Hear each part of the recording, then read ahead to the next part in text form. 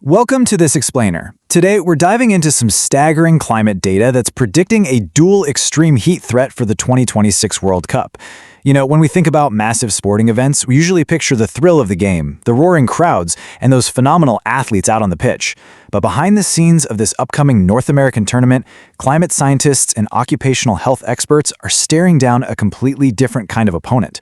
We're going to unpack some really fascinating new research that reveals exactly how rising temperatures are going to impact not just the multi-million-dollar players, but the invisible workforce literally building the event from the ground up. Here is our match plan for today. First, we'll look at the overarching threat of the 2026 tournament, then the exact science of measuring heat stress, followed by the dangers on the pitch and the unseen risks to the workers. Finally, we'll cover the science-backed strategies to beat the heat. Okay, let's jump right in. The expanded 2026 tournament is going to be absolutely unprecedented in its scale. We're talking about 48 international teams playing a massive 104 matches. That literally makes it the biggest World Cup in the history of the sport.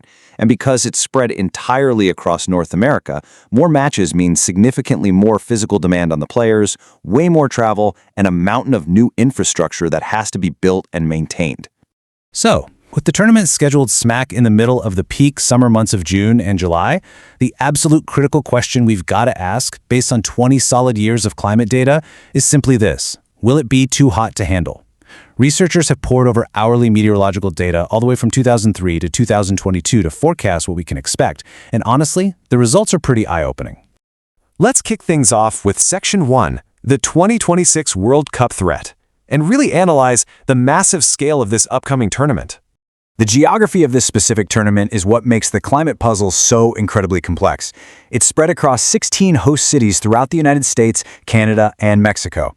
This vast footprint means everybody involved, from the highly monitored athletes to everyday laborers, is going to be exposed to vastly different and sometimes super dangerous environmental conditions. I mean, we're talking about the exact same tournament dealing with everything from cool oceanic breezes to absolutely brutal subtropical humidity. Moving right along to Section 2. Measuring the heat stress. Let's demystify exactly how experts track this extreme heat. Now, you might be wondering, why do we need a special metric? Why not just check a thermometer?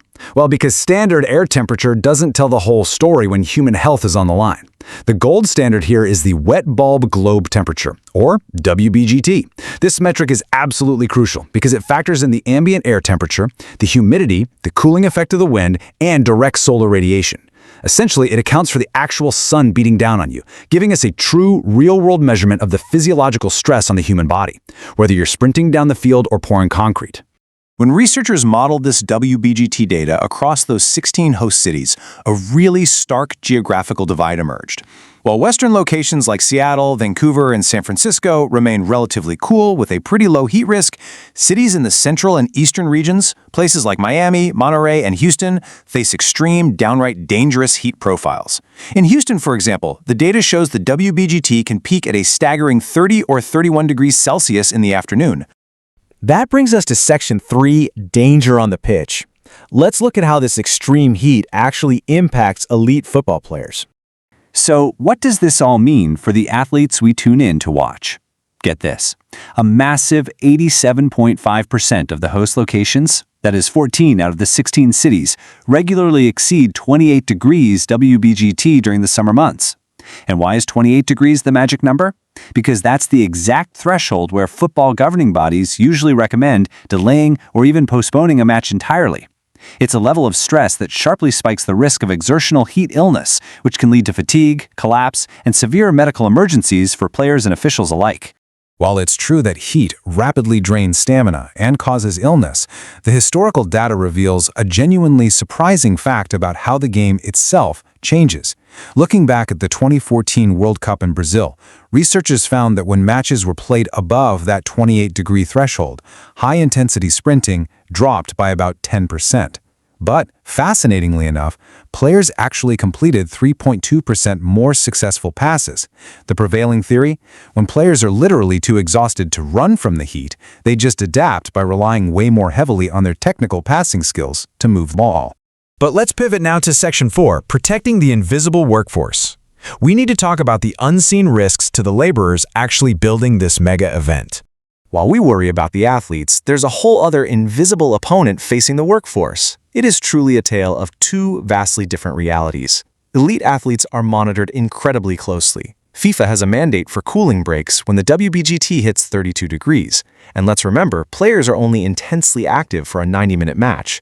Standard construction workers, on the other hand, are governed by strict occupational limits, like the NIOSH recommended exposure limits. They face much stricter, more frequent threshold limits because they are enduring these grueling conditions for 8 to 10 hours a day, doing heavy manual labor, and definitely without the luxury of an air-conditioned locker room at halftime. A direct quote from the occupational heat risk research really hits the nail on the head here. It points out that tens of thousands of workers will be exposed to varying occupational heat stress in June and July. It's a stark reminder that an invisible army is operating in the background, exposed to completely unsafe heat stress. This isn't just about comfort, folks. It is an absolute issue of fundamental worker safety and preventing heat-related fatalities. And for these workers, the danger just builds relentlessly. By 10 a.m. in cities like Houston and Miami, the WBGT is already pushing past safe exposure limits.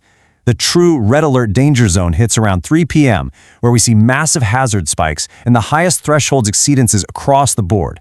Even by 8 p.m., when you think it's cooling down, the retained heat and humidity means some of these locations are still hovering at really dangerous physiological limits. So, what do we do about it?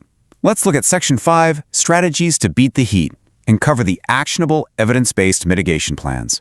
We obviously can't change the climate by 2026, but the research provides a really clear, actionable game plan.